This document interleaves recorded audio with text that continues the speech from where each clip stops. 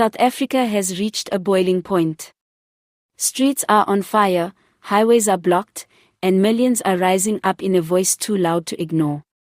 For the first time in decades, citizens from all walks of life are standing shoulder to shoulder, not for a sports victory, not for a celebration, but in revolt. This is not just a protest. This is a national shutdown. And it may change the country forever. The air is thick with tension.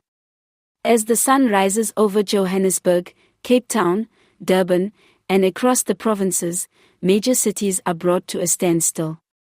Taxi ranks are empty. Shops have shuttered. Schools are closed. Workers, students, activists, even pensioners have taken to the streets. What was once a growing murmur of frustration has now exploded into an earth-shaking movement. Today, South Africans are no longer whispering their discontent, they are screaming it in unison. The ruling African National Congress, ANC, once seen as a beacon of liberation, is now facing its most powerful rejection yet. The national shutdown is not an isolated event.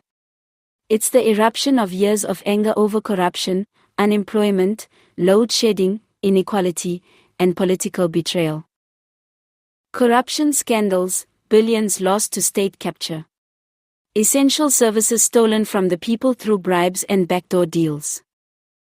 Load shedding crisis, Eskom's failures have plunged homes and businesses into darkness, killing livelihoods and hope.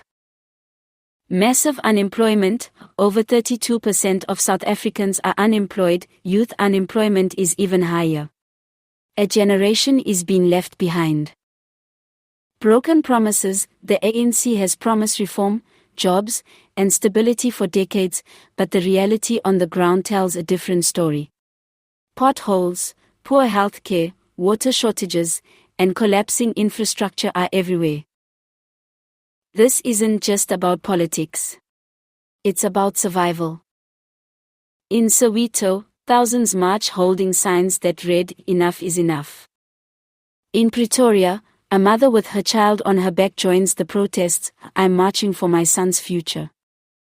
In Cape Town, young professionals speak out, "We studied hard, we graduated, and there's still no work.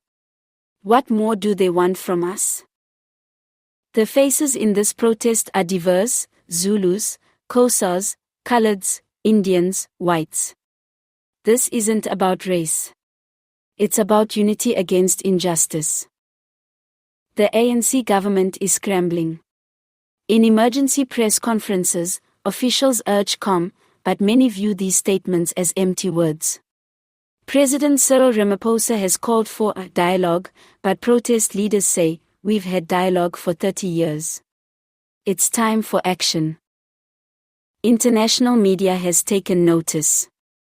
CNN, BBC, and Al Jazeera have begun covering the uprising, comparing it to the 1976 Soweto uprising and even the Arab Spring.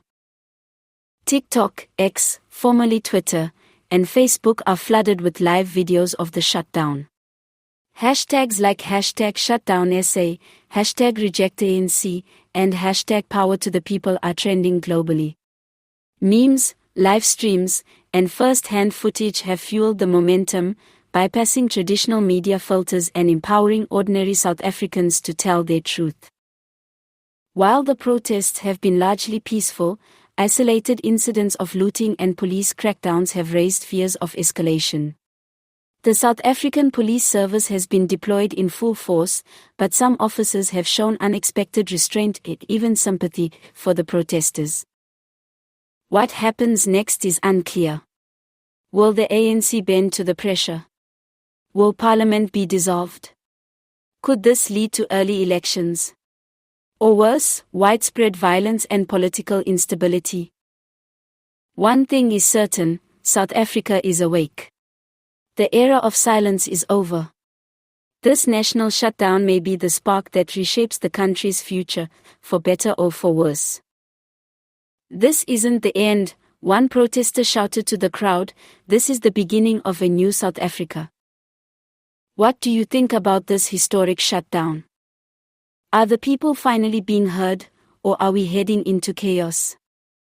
Let us know in the comments below. Don't forget to like, share, and subscribe for more updates as this massive story unfolds. Stay safe, South Africa. And stay strong.